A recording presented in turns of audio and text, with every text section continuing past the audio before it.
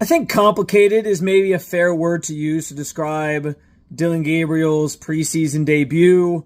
13 of 18, 143 yards passing, moved the offense effectively up and down the field for 3 different scoring drives. He played with a lot of poise. There were some really good throws.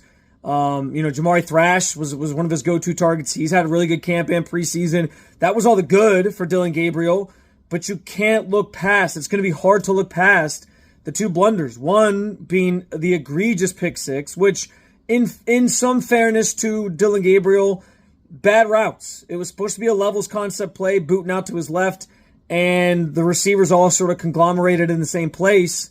There wasn't enough depth on the high route, too much depth on the low route, and they all kind of met in the middle, and it made it for an easy interception. But what he has to do there in that situation is throw the ball away. And Shedeur Sanders' ability to avoid those turnovers is going to stand out from his performance. The fact that he threw 2 touchdown passes is going to stand out from his performance versus Dillon Gabriel's. And Gabriel also had the bad handoff for a fumble the next series that they got the ball, 2 series later after they got the ball, because they did kick a field goal to the next series.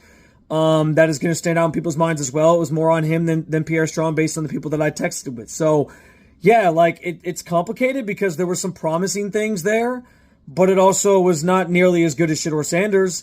Do I think that it's going to change much with the depth chart, though? No, probably not, because the Browns are stubborn. They're going to stick to their guns with Dillon Gabriel, and he kind of left you with enough where it's like, well, hey, there's something intriguing here, and they'll tap into that. They'll lean on that, and he'll probably still be ahead of Shedeur Sanders because they believe he's further along in the process. Do I agree with that? No.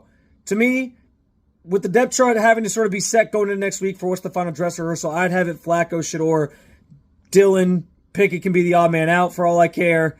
But that's me. That's not the Browns. We'll talk about it, of course, in our recap episode of the Locked On Browns podcast.